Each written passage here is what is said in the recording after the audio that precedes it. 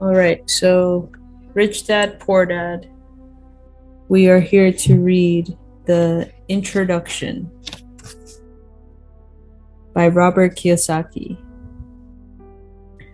Having two dads offered me the choice of contrasting points of view, one of a rich man and one of a poor man. I had two fathers, a rich one and a poor one.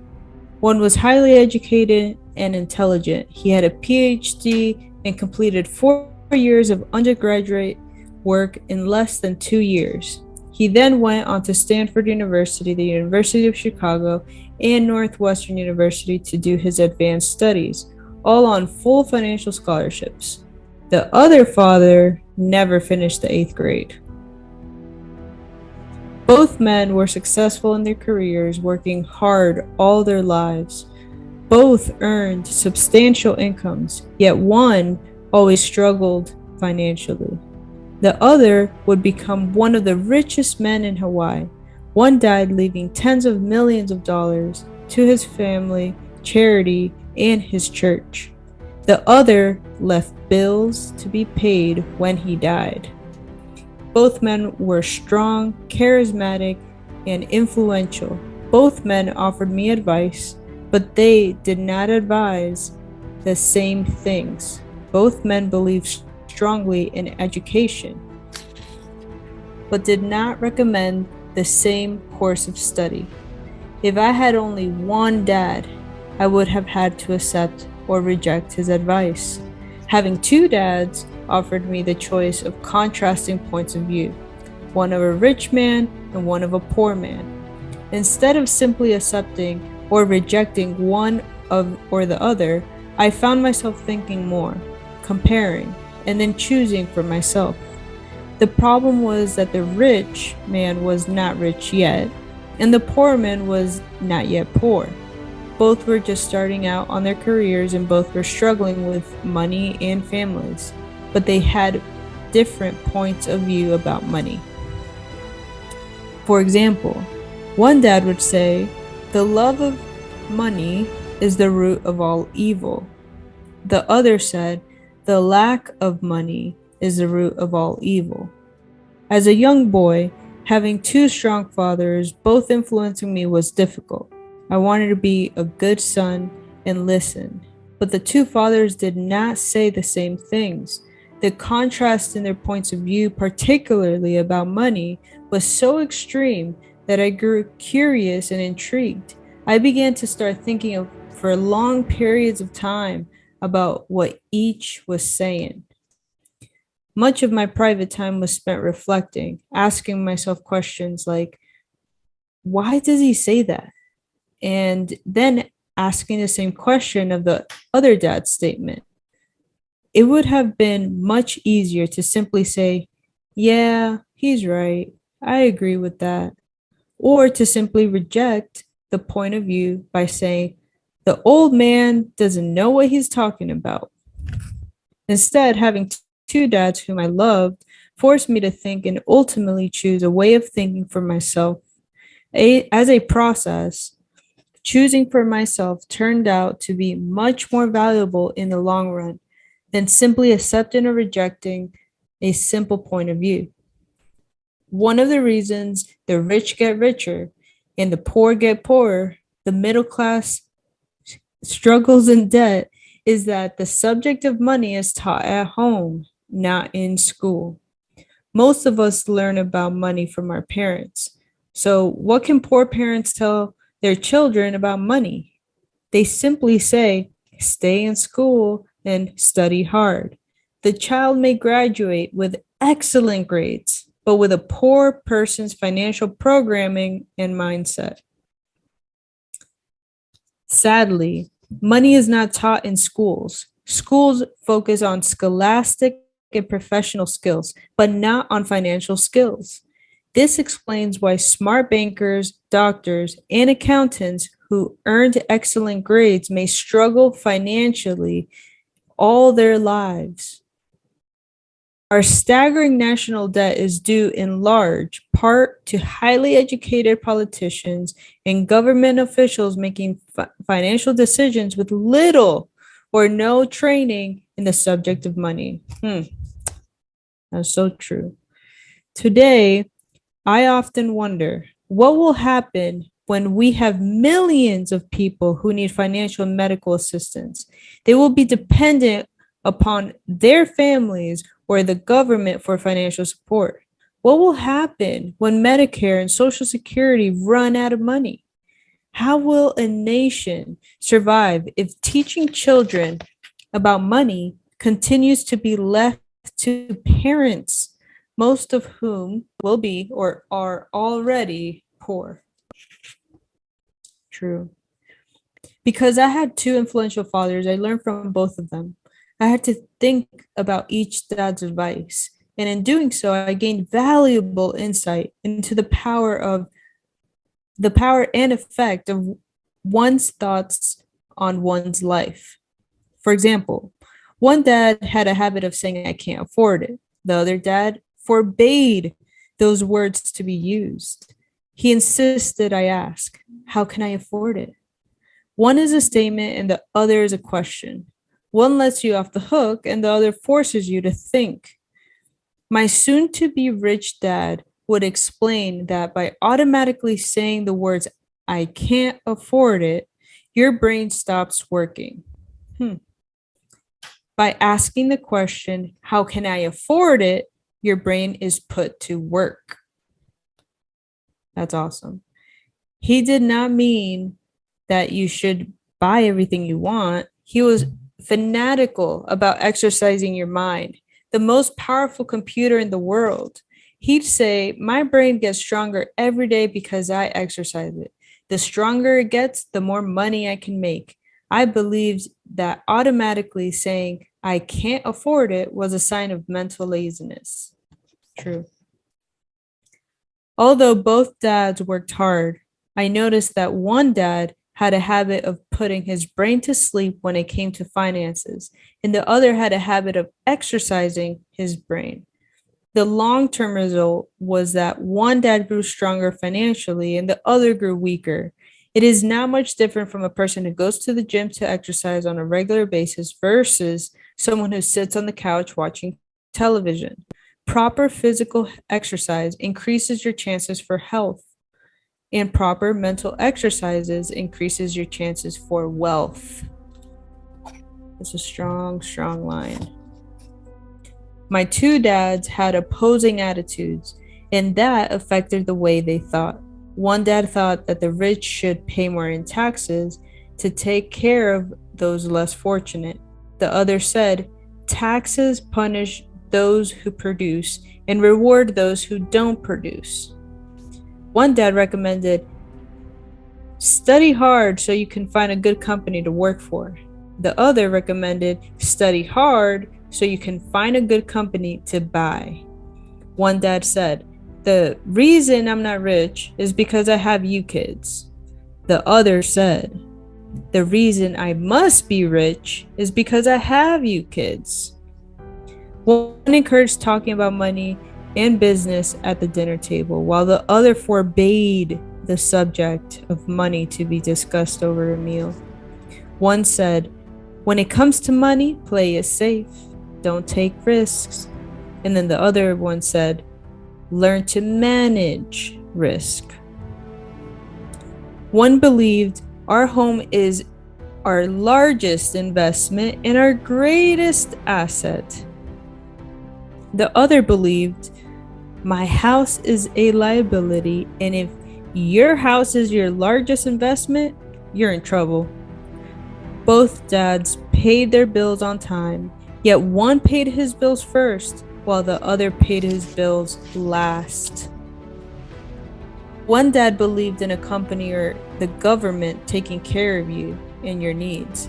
He was always concerned about pay raises, retirement plans, medical benefits, sick leave, vacation days, and other perks. He was impressed with two of his uncles who joined the military and earned a retirement and entitlement package for life after 20 years of service. By the way, if you're a veteran out there, shout out to you. We love, love, love you. Shout out to you. He loved the idea of medical benefits and PX privileges the military provided its retirees. He also loved the tenure system available through the university. The idea of job protection for life and job benefits seemed more important at times than the job. He would often say, "I've worked hard for the government and I'm entitled to these benefits." The other believed in total financial self-reliance. He spoke out against the entitlement mentality and how it created weak and financially needed people. He was empathetic about being financially competent. My dad struggled to save a few dollars. The other created investments. One dad taught me how to write an impressive resume so I could find a good job. The other taught me how to write strong business and financial plans so I can create jobs.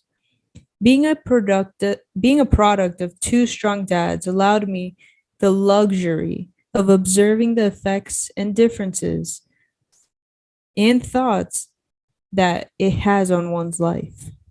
I noticed that people really do shape their lives through their thoughts. For example, my poor dad always said, "I'll never be rich." And that prophecy became reality. My rich dad, on the other hand, always referred to himself as rich. He would say things like, "I'm a rich man and rich people don't do this." Even when he was flat broke after a major financial setback, he continued to refer to himself as a rich man. He would actually cover himself by saying there's a difference between being poor and being broke. Broke is temporary. Poor is eternal. My poor dad would say, "I'm not interested in money," or "money doesn't matter." My rich dad always said, "Money is power." Money is power. The power of our thoughts may never be measured or appreciated, but it became obvious to me as a young boy that it was important to be aware of my thoughts and how I express myself. I noticed that my poor dad was poor, not because of the amount of money he earned, which was significant, but because of the thoughts and actions. As a young boy, having two fathers, I became acutely aware of being careful about which thoughts I chose to adopt as my own. Should I listen to my rich dad or to my poor dad? Although both men had tremendous respect for education and learning, they disagreed about what they thought was important to learn. One wanted me to study hard, earn a degree, and get a good job to earn money. He wanted me to study to become a professional, an attorney, an accountant, and to go to business school for my MBA. The other encouraged me to study to be rich, to understand how money works, and to learn how to have it work for me. In quotation marks. "I don't work for money!" exclamation mark. Were the words he would repeat over and over and over again. Money works for me. At the age of 9, I decided to listen to and learn from my rich dad about money. In doing so, I chose not to listen to my poor dad, even though he was the one with all the college degrees. A lesson from Robert Frost. Robert Frost is my favorite poet. Although I love many of his poems, my favorite is The Road Not Taken. I use its lesson almost daily. The road not taken. 2 roads diverged in a yellow wood. And sorry, I could not travel both. And be one traveler. Long I stood and looked down one as far as I could, to where it bent in the undergrowth, then took the other as just as fair, and having perhaps the better claim, because it was grassy and wanted wear. Though as for that the passing there had warned them really about the same, and both that morning equally lay, in leaves no step had trodden black. Oh, I kept the first for another day, yet knowing how way leads onto way. I doubted if I should ever come back. I shall be telling this with a sigh, somewhere ages and ages hence. Two roads diverged in a wood, and I took the one less traveled by. And that has made all the difference. So that was a poem by Robert Frost that he loved so dearly. And he continues, and that has made all the difference.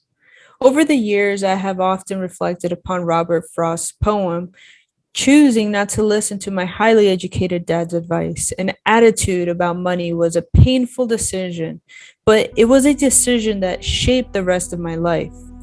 Once I made up my mind about whom to listen to, my education about money began. My rich dad taught me over a period of 30 years until I was 39 years old. He stopped once he realized that I knew and fully understood what he had been trying to drum into my often thick skull. Money is one form of power, but what is more powerful is financial education. Money comes and goes, but if you have the education about how money works, you gain power over it and can begin building wealth. The reason positive thinking alone does not work is because most people went to school and never learned how money works. So they spend their life working for money. Because I was only 9 years old when I started, the lessons my rich dad taught me were simple. And when it was all said and done, there were only 6 main lessons repeated over 30 years. This book is about those 6 lessons, put as simply as possible, just as simply as my rich dad put those lessons on me. The lessons are not meant to be answers, but guideposts that will assist you and your children and your families to grow wealthier, no matter what happens in the world of increasing change and uncertainty. Ladies and gentlemen, that was the introduction to Rich Dad, Poor Dad by Robert Kiyosaki. Really, really powerful intro, really great nuggets. Such a strong introduction. I'm so excited to read you guys the rest of the book. Since there are 9 chapters in this book, we're going to be splitting them up to make sure that we hit the time. It's about 30 minutes each time. We could go longer depending on how everything is going. If you're not part of the BIC Billionaire Inner Circle, definitely join in. I'm actually with another camera right here.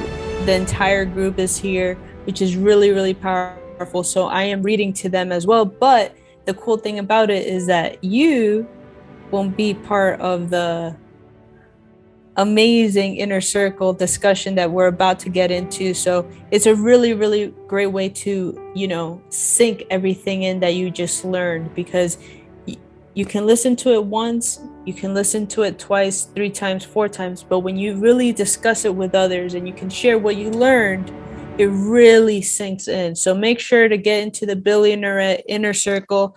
It's going to be amazing. Highly encourage you to do that. The link is below. Lock it in. And I hope you have a beautiful, beautiful rest of your day. Talk to you soon.